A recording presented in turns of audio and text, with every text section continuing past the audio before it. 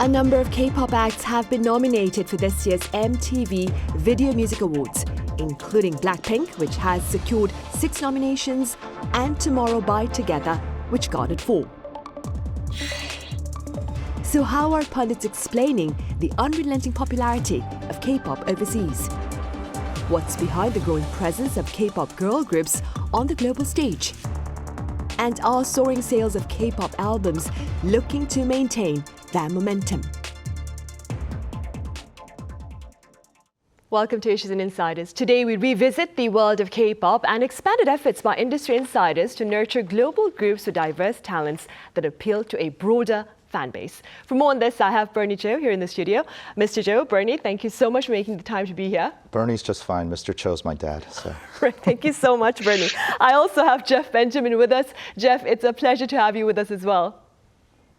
Thank you. Wish I could be there with you guys in person. Thank you for having me. We do too.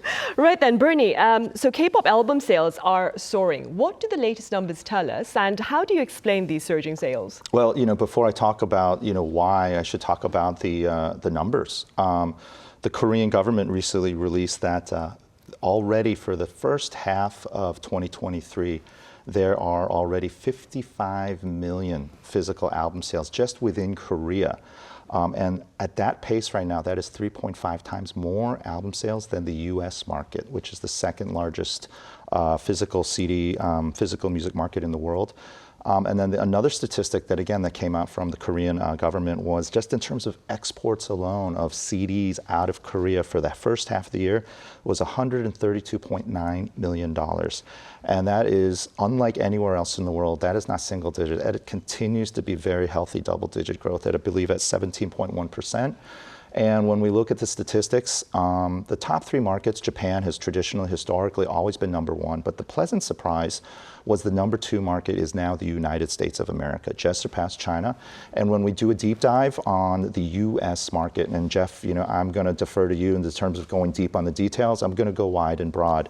But a few weeks ago, Luminate, they're responsible for the data for the Billboard music charts.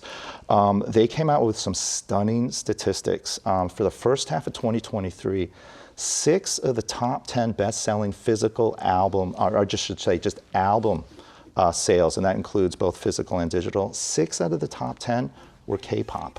And when we go drill down further and just talk about CDs, 90% of the top 10, 9 out of 10 of the best-selling CDs of the first half of the year were K-pop CDs.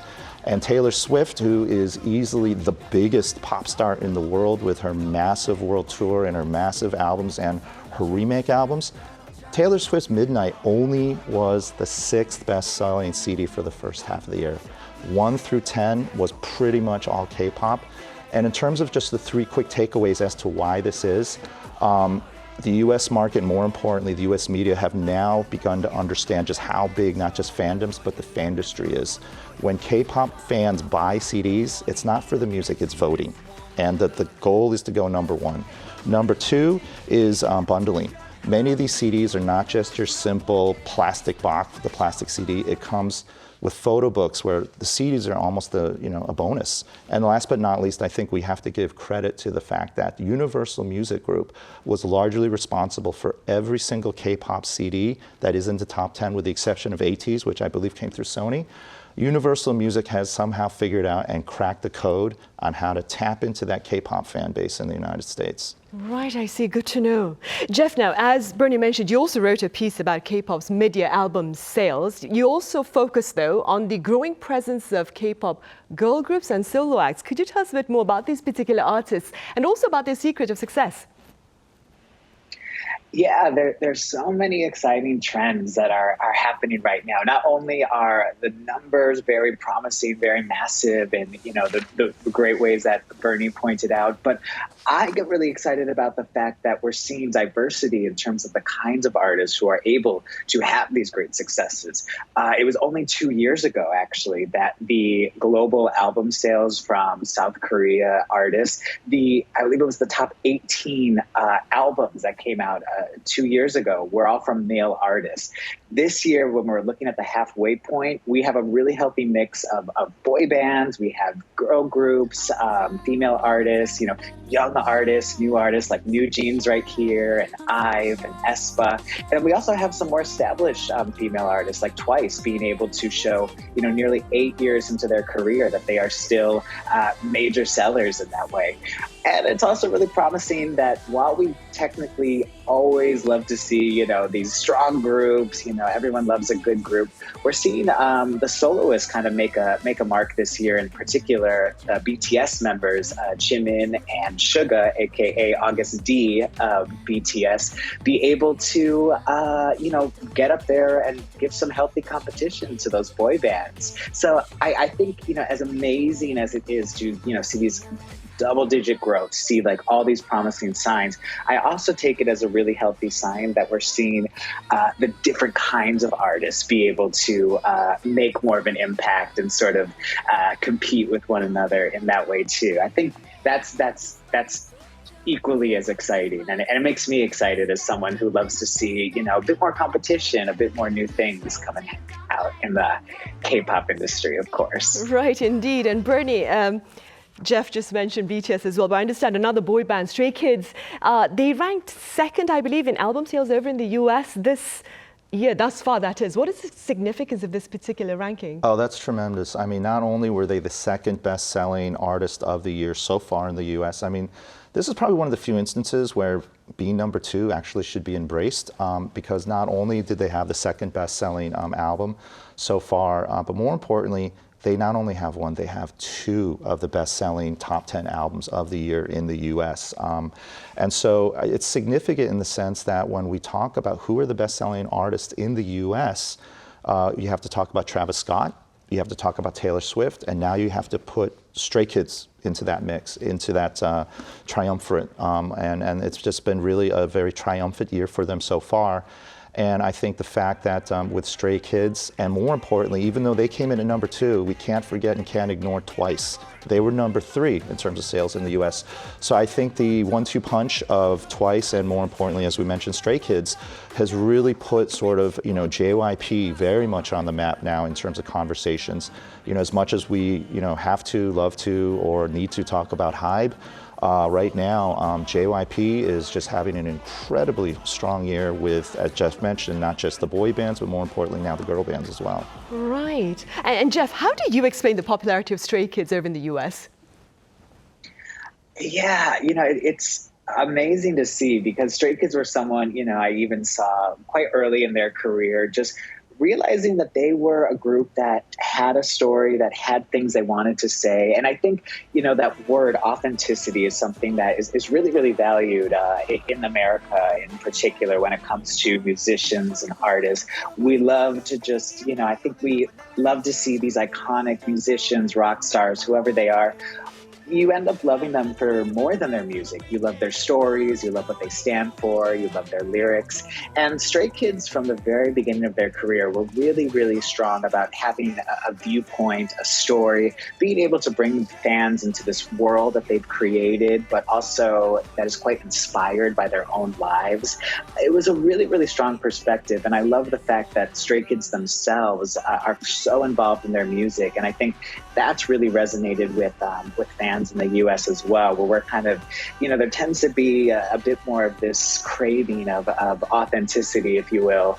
And Stray Kids, bring it on so many levels. Their music feels like true expressions of themselves. They're putting their stories into their music. I think all these things combined with, of course, the amazing performances and, these huge visuals and, very modern day experimental productions, all these things kind of really bring together the fact that, Stray Kids, it's a powerful name, even, the name of the artists themselves. Who hasn't felt like an outsider, or like that you're someone who has gone astray or needs to find a safe place? So I think Stray Kids represent and speak to so many people, but especially that US market where they love a story, they love an artist putting themselves into the music. That's really resonating over here, and the numbers speak for themselves. Right, indeed. And staying there in the US, Bernie, BLACKPINK has been nominated for a total of 6 categories, I believe, at this year's MTV Video Music Awards. What are the group's prospects of winning? Oh, you know what? BLACKPINK has already picked up a few MTV trophies along the way last year. So, I think the fact that they've already won one, I think it's pretty safe that they're not going to win just one, but likely many. They're in 2 really, really hyper-competitive categories, but I think they have a very good shot of winning either Group of the Year or also Show of the Summer.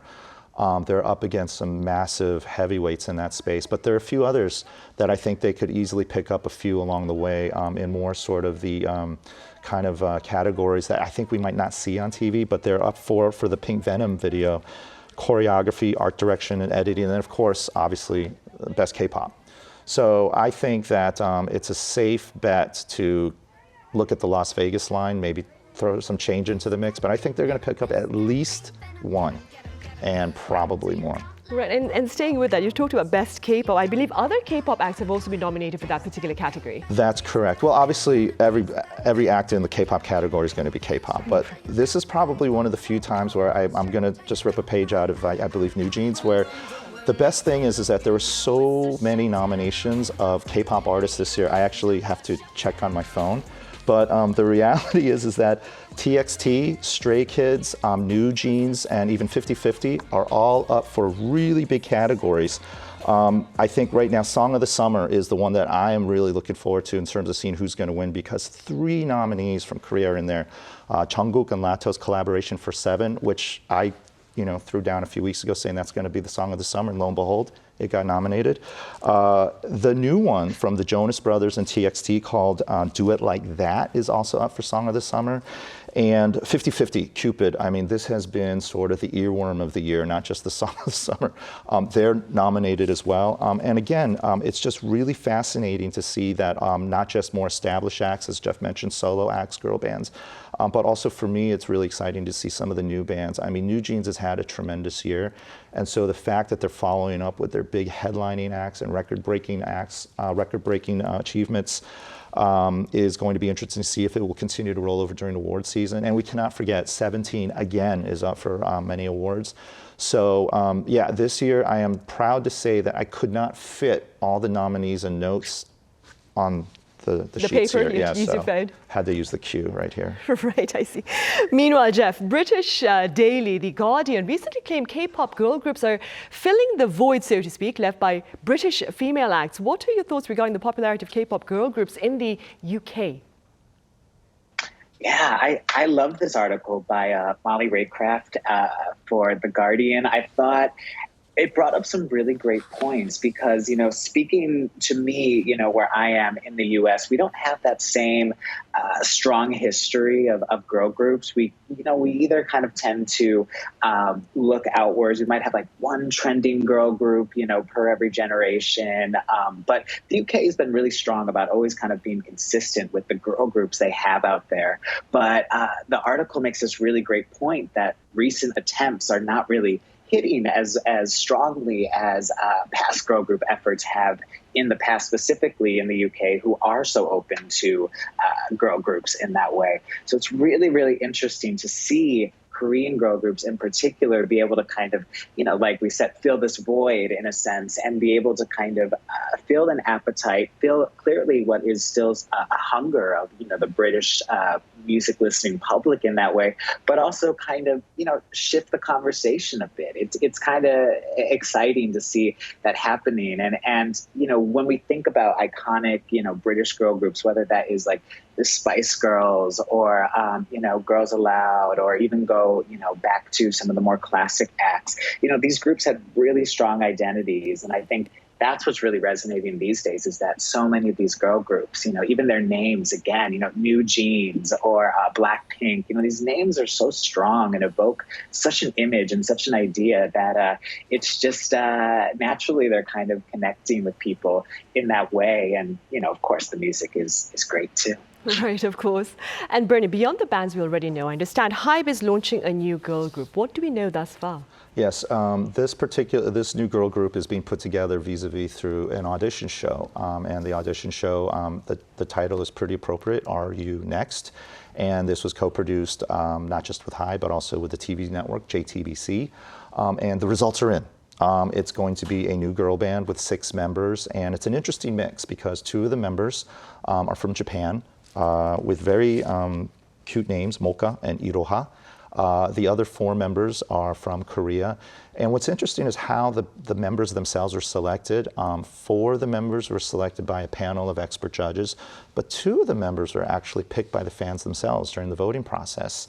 And so, you know, the way it was put together, the mix was really interesting in many ways. I think it really lifted a lot of the best concepts for all the audition shows. And frankly, there's so many, I would even go so far as to say too much. The name of the new girl band has already been announced. It's a little bit tough to pronounce, Al-Lit. Apparently it is a combination of Ail and Lit. I think I'm gonna have to repeat it a few hundred times before I get comfortable with it.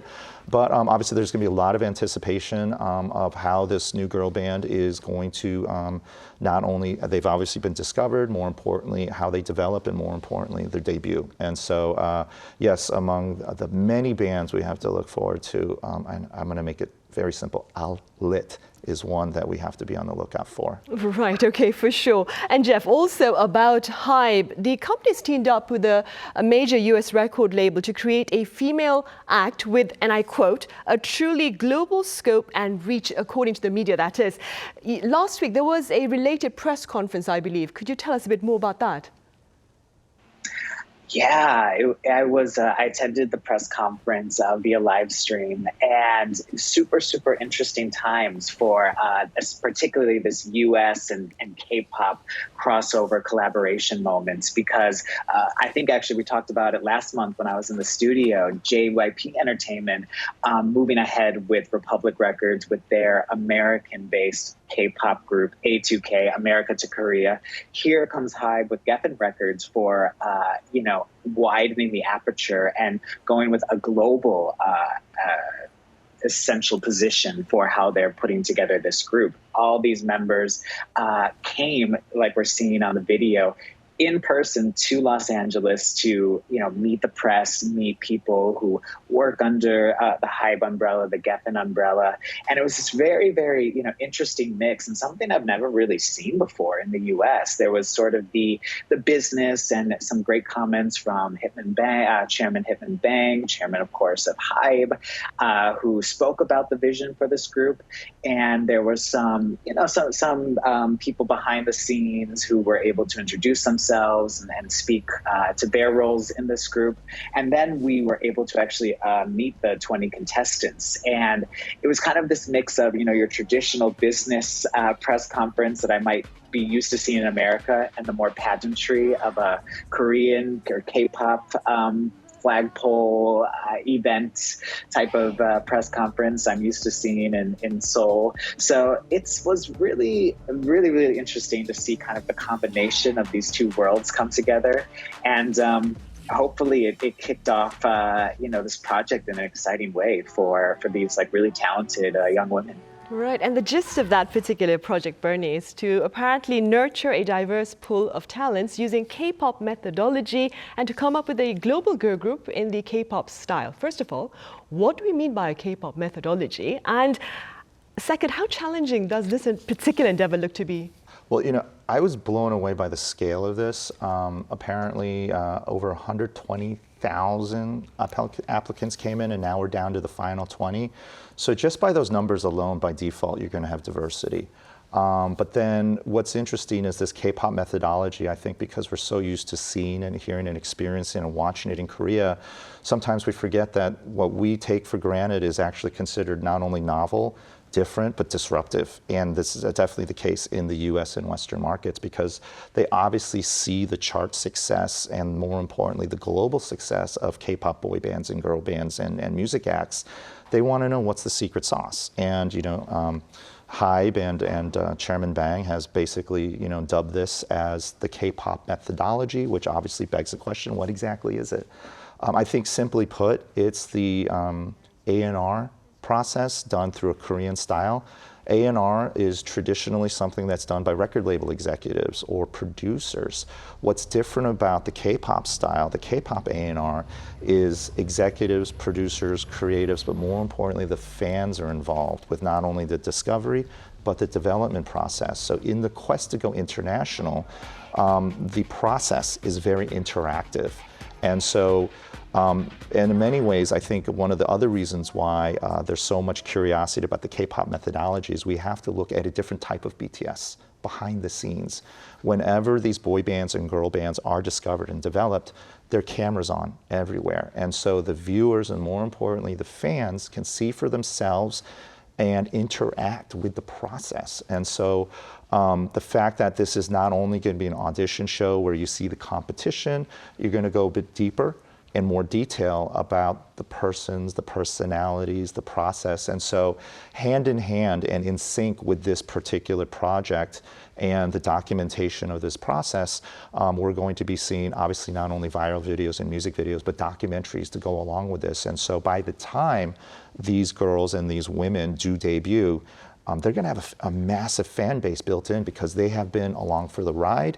And again, I think for a lot of Western, not just music industry pundits and executives, but more importantly, fans, to really see just how deep and how dedicated this fan culture is I think going to be a really interesting kind of crossover experiment. So I'm excited to see the results. But again, because they have so many pros who have not only honed but really perfected the process, and then the fact on the back end waiting for them is a major label with major management, with just major platforms ready to go.